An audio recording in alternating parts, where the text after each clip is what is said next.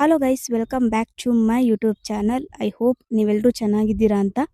So ಬನ್ನಿ ಇವತ್ತಿನ daily vlog start ಮಾಡೋಣ. ಏನಂದರೆ ನುಗ್ಗೆ ಸೊಪ್ಪು ತುಂಬ ಚೆನ್ನಾಗಿ ದಿನಕ್ಕೂ ಚಿಗುರ್ಕೊಳ್ತಾ ಇದೆ. ಸೊ ಹಾಗಾಗಿ ಇವತ್ತು ನುಗ್ಗೆ ಸೊಪ್ಪು ಚಟ್ನಿ ಮಾಡೋಣ ಅಂತೇಳಿ ಕಿತ್ಕೊಂಡು ಹೋಗೋಣ ಅಂತೇಳಿ ಬಂದಿದ್ದೀನಿ. ಸೊ ಬನ್ನಿ ಇವಾಗ ಅದು ತೊಗೊಂಡು ಚಟ್ನಿ ಮಾಡಬೇಕು. ಮಾಡಿ ನೆಕ್ಸ್ಟ್ ಏನು ಕೆಲಸ ಎಲ್ಲ ನೋಡೋಣ. ಓಕೆ ಗೈಸ್, ಬನ್ನಿ ಇವಾಗ ಅದು ಸ್ವಲ್ಪ ನುಗ್ಗೆ ಸೊಪ್ಪು ಸ್ವಲ್ಪ ಬೇಕಾದ್ರೆ ಅಷ್ಟು ಮಾತ್ರ ಕಿತ್ಕೊಳ್ತೀನಿ. ಸೊ ಬನ್ನಿ ಗೈಸ್, ಇವಾಗ ನುಗ್ಗೆ ಸೊಪ್ಪನ್ನ ಎಲ್ಲ ಕಡೆನೂ ಸೇಲ್ ಮಾಡ್ತಾ ಇದ್ದಾರೆ. ಬಿಕಾಸ್ ಅಷ್ಟು ಬೆನಿಫಿಟ್ ಇದೆ ಇದರಿಂದ. ಹಾಗಾಗಿ ಆಲ್ಮೋಸ್ಟ್ ಎಲ್ಲ ಕಡೆನೂ ಸೇಲ್ ಮಾಡ್ತಾ ಇದ್ದಾರೆ.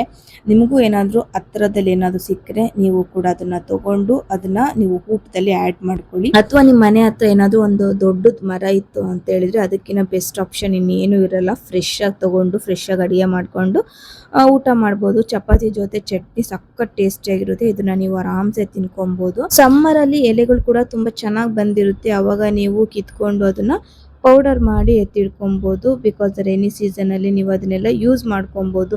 ಸಾಂಬಾರಿಗೆ ಒಂದು ಸ್ಪೂನು ಅಥವಾ ಟಿಫನ್ ಮಾಡಿದಾಗ ಒಂದು ಸ್ಪೂನ್ ಹಾಕೊಂಡು ನೀವು ಪ್ರತಿದಿನನೂ ಸೇವಿಸ್ಬೋದು. ತುಂಬಾ ಒಳ್ಳೆ ಬೆನಿಫಿಟ್ ಇದೆ. ರಕ್ತ ಶುದ್ಧಿ ಆಗುತ್ತೆ, ಹಾಗೆ ರಕ್ತ ಇಂಪ್ರೂವ್ಮೆಂಟ್ ಕೂಡ ಆಗುತ್ತೆ.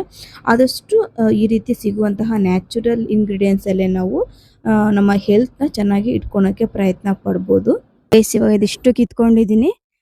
ಇದು ಆಕ್ಚುಲಿ ತುಂಬಾ ಒಳ್ಳೇದು. ನಿಮ್ಗೇನಾದ್ರೂ ಬ್ಲಡ್ ಇಂಪ್ರೂವ್ಮೆಂಟ್ ಇಲ್ಲ ಅಂತ ಡಾಕ್ಟರ್ಸ್ ಹೇಳಿರ್ತಾರಲ್ಲ, ಸೊ ಅವಾಗ ನುಗ್ಗೆ ಸೊಪ್ಪನ್ನ ಜಸ್ಟ್ ಬೇಯಿಸ್ಕೊಂಡು ತಿಂದ್ರು ಕೂಡ ಒಳ್ಳೇದು. ಅದು ನಾನು ಇವಾಗ ತೋರಿಸ್ತೀನಲ್ಲ ಆ ರೀತಿ ಚಟ್ನಿ ಕೂಡ ಮಾಡ್ಕೊಂಡು ತಿಂದ್ರು ಕೂಡ ಒಳ್ಳೇದು. ಸೊ ಯಾವ ಥರನಾದ್ರೂ ಒಟ್ಟಿನಾಗೆ ಬಾಡಿಗೆ ಸೇವಿಸಿದ್ರೆ ಆಯ್ತು ಅಷ್ಟೇ.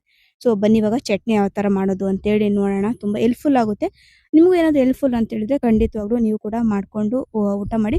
ಈ ರೀತಿ ಎಲ್ಲರ ಮನೆಗೂ ಗಿಡ ಇಲ್ಲ ಅಂತ ಹೇಳಿದ್ರು ಕೂಡ ಇವಾಗ ಇದನ್ನ ಸೇಲ್ ಮಾಡ್ತಾ ಇದ್ದಾರೆ.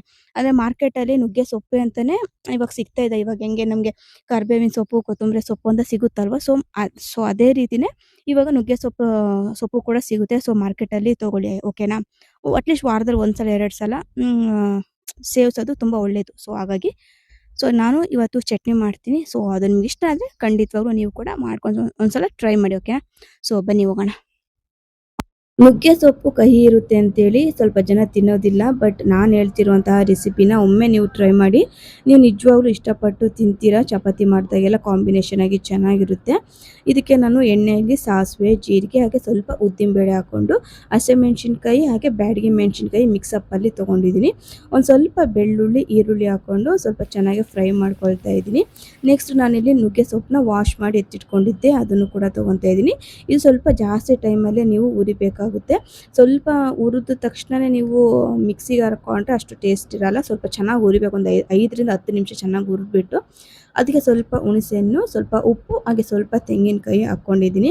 ಇದಿಷ್ಟು ಚೆನ್ನಾಗಿ ಫ್ರೈ ಭಾಳ ಟೈಮ್ ಬೇಕು. ಇದನ್ನು ಚೆನ್ನಾಗಿ ಉರಿಯೋದಕ್ಕೆ ಸ್ವಲ್ಪ ಟೈಮ್ ತೊಗೊಳ್ಳಿ. ಆದಮೇಲೆ ಹುರಿದ್ಮೇಲೆ ಸ್ವಲ್ಪ ತಣ್ಣಗಾದ್ಮೇಲೆ ಮಿಕ್ಸರ್ ಮಾಡ್ಕೊಳ್ಳಿ. ನಿಜವಾಗ್ಲೂ ಸಖತ್ ಟೇಸ್ಟಿಯಾಗಿರುತ್ತೆ. ಇದು ಮಿಕ್ಸರ್ ಮಾಡಿಕೊಂಡು ಚಪಾತಿ ಮಾತ್ರ ಒಳ್ಳೆ ಕಾಂಬಿನೇಷನ್. ಇದು ತುಂಬ ಟೇಸ್ಟಿಯಾಗಿರುತ್ತೆ. ಒಂದ್ಸಲ ಇದನ್ನ ಟ್ರೈ ಮಾಡಿ.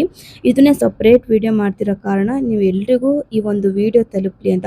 ಮಿಕ್ಸಪ್ಪಲ್ಲಿ ಮಾಡಿಬಿಟ್ರೆ ನೀವು ಕೆಲವೊಬ್ರು ಟ್ರೈ ಮಾಡಲ್ಲ. ಬಟ್ ಹಾಗಾಗಿ ಇದನ್ನೇ ಸಪ್ರೇಟ್ ವಿಡಿಯೋ ಮಾಡಿದರೆ ಖಂಡಿತವಾಗ್ಲೂ ಎಲ್ಲರೂ ಇಷ್ಟಪಟ್ಟು ಮಾಡ್ಕೊಳ್ತೀರಾ ಅನ್ನೋ ಉದ್ದೇಶಕ್ಕೋಗಿ ಇದನ್ನ ಒಂದು ಸಪ್ರೇಟ್ ವಿಡಿಯೋ ಮಾಡ್ತಾ ಇದ್ದೀನಿ. ಐ ಹೋಪ್ ನಿಮಗೆ ಈ ವ್ಲಾಗ್ ಇಷ್ಟ ಆಯಿತು ಅಂತೇಳಿ. ಒಂದ್ಸಲ ಟ್ರೈ ಮಾಡಿ ಹೇಗೆ ಬಂತು ಅಂತೇಳಿ ಕಮೆಂಟ್ ಮಾಡಿ.